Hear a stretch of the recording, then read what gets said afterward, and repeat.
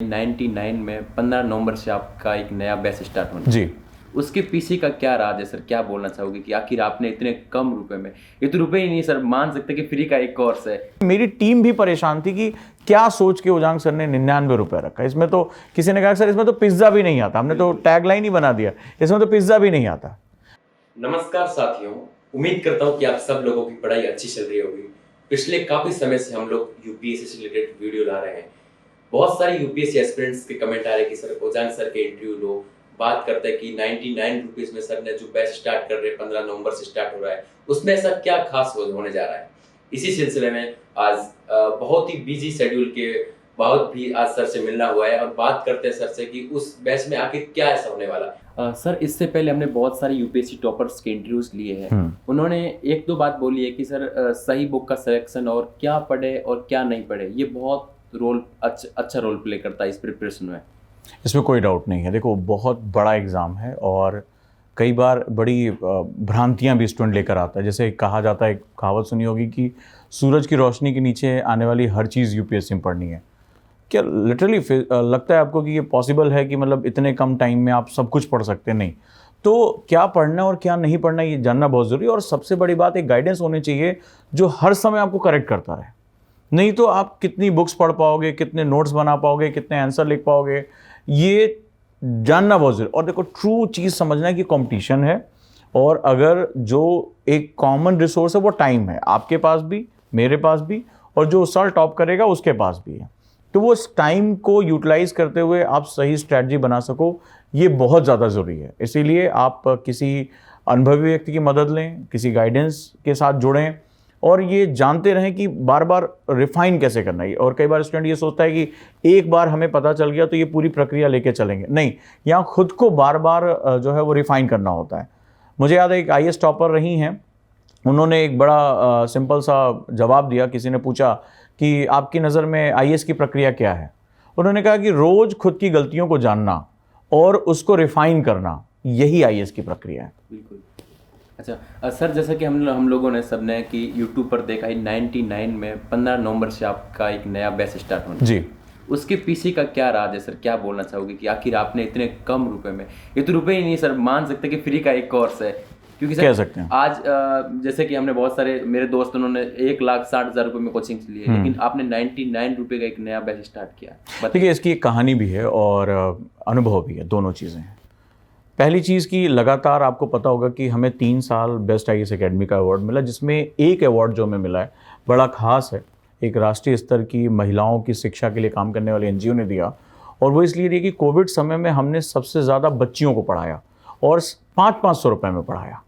क्या होता है, कोचिंग की अपनी एक कैपेबिलिटीज़ होती है, तो हम जो भी अर्न करते हैं, हम ये नहीं कहेंगे बहुत बड़ा हमारा फंडामेंटल है या बहुत ज़्यादा सेगमेंट है। आप लोगों ने तो हमारी एक जर्नी को देखा है, ये समझा है, और हमारे बच्चे हर क्षेत्र से आते हैं, तो एक उत्साह मिला।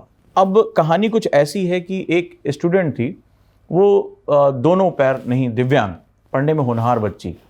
तो लास्ट ईयर कोर्स की फ़ीस 10,000 थी, तो हमने कुछ बच्चों के लिए फ़ीस आधी कर दी। लेकिन वो बच्ची उस फीस को भी बियर नहीं कर सकती, उसके माता पिता सपोर्ट नहीं करते उसको, और वो ट्यूशन पढ़ा के अपना खर्चा निकालती है।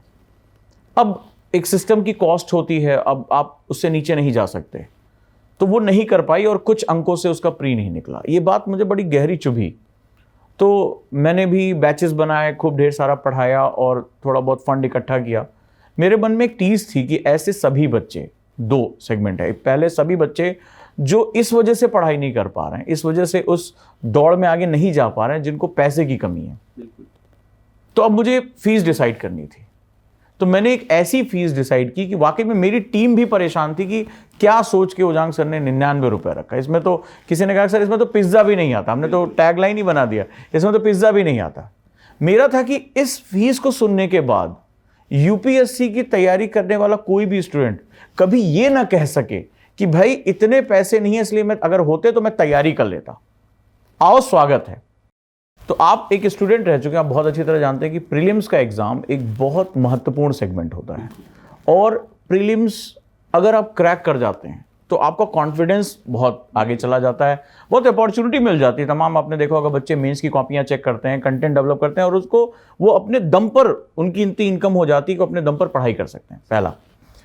दूसरा, सिविल सर्विसेज एक ऐसा एग्जाम है जो अगर मैं सही मामले में कहूँ, जो मेरे दिल की गहराई में जो महत्वपूर्ण बात है, यकीन मानिए भारत के बारे में जानने का जो सबसे बेहतरीन कोई साधन हो सकता है। मेरी बात को आप समझिएगा, मेरा राष्ट्र कैसा है, मेरा देश कैसा है, देश की जलवायु कैसी है, देश का इतिहास का, हमारी जर्नी कैसी रही, संविधान क्या है, हमारे कर्तव्य क्या हैं, इन सभी को जानने का जो सबसे अच्छा तरीका वो यूपीएससी में। यूपीएससी वाकई में आपको अपनी मिट्टी से जोड़ देता है, अपने देश से जोड़ देता है, उसकी चुनौतियों से जोड़ देता है।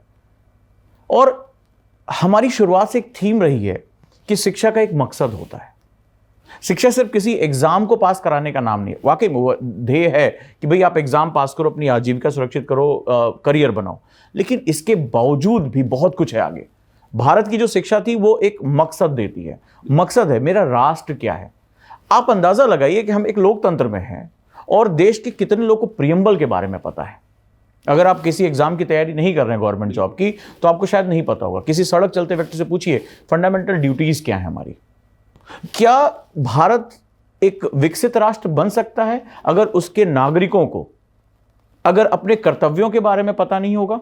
आप अंदाजा लगा सकते हैं, हम डेमोक्रेसी का पार्ट हैं। For the people, of the people and by the people हमें सिखाया जाता है। अगर आप एक अपनी धरोहर पे गर्व कैसे करेंगे, आपको यही नहीं पता कि भारत की यात्रा कैसी रही, भारत प्राचीन काल में सोने की चिड़िया क्यों कहा गया। तो मैंने सोचा कि कैसे एक ऐसा स्टूडेंट जिसको प्री देना है, जो पैसे की कमी की वजह से नहीं पढ़ पा रहा है, गांव में देहात में बच्चियां हैं जिनके माता पिता कह रहे हैं शादी कर देंगे तुम्हारी, सबका स्वागत है। 99 रुपए तो एक ऐसी रकम है, मैंने क्लास में बोला कि भैया अगर एक दिन मनरेगा में भी काम करोगे तो इससे ज्यादा मिल जाएगा। और दूसरा, वो सभी जो अपने राष्ट्र को जानना चाहते हैं, समझना चाहते हैं, कम से कम कैसे हमें यह आज़ादी मिली, कितने लोगों के त्याग और बलिदान की वजह से मिली, और हमारी इस पीढ़ी की कैसी जिम्मेदारी है कि हम इस आज़ादी को न सिर्फ संभालें, अपने देश को आगे ले जाने का जो उन्होंने सपना देखा था उसको यथार्थ यानी वास्तविकता में कन्वर्ट कर सके। मुझे लगा ये एक ऐसा बिंदु है, अनायास आया था, एक्चुअली ये कोई प्लानिंग नहीं थी। एक दिन मैं उठा और इन्हीं सवालों का जवाब ढूंढ रहा था और अचानक से आया कितना, मैंने 99 रुपए। और यकीन मानो जब पहले दिन किया था मेरे पूरे दिन भर पेट में गुड़गुड़ होती रही कि मैं कुछ गलत तो नहीं कर बैठा। मैंने कहा अब जो कर लिया वो देखा जाएगा। और इस महामुहिम में बच्चे जुड़ते चले गए, आप जैसे होनहार लोग जुड़े जो इस संदेश को इतने लोगों तक लेके जाएंगे। तो ये मकसद सिर्फ एग्जाम क्रैक कराने का नहीं है, ये सिर्फ प्रीलिम्स का नहीं है, ये है भारत के बारे में लोगों को अवेयर करने का। और अगर ये 99 रुपए में हो सके तो ये एक ऐसी कीमत है जिसके बारे में वाकई में कोई नहीं सोच सकता। सर, जैसा कि आपने बताया कि बेस हिंदी और इंग्लिश दोनों मीडियम की है। हमारे चैनल पर बहुत सारे व्यूअर्स हैं जो हिंदी मीडियम से है बेसिकली, और उनको लगता है कहीं ना कहीं आने वाले सालों में रिजल्ट कम होता जा रहा है। पिछले साल की रिजल्ट देख लीजिए, हो सकता है कि टॉप रैंक में नाम आया हो, लेकिन औसतम जो दर है उसका रिजल्ट बहुत डाउन चला है। तो सर, हिंदी मीडियम के एस्पिरेंट के लिए आप अपने व्यक्तिगत रूप में क्या संदेश देना चाहेंगे? देखिए, मैं हमेशा अक्सर ये कहता हूँ कि यूपीएससी भाषा का एग्जाम नहीं है, नॉलेज का एग्जाम है। बिल्कुल।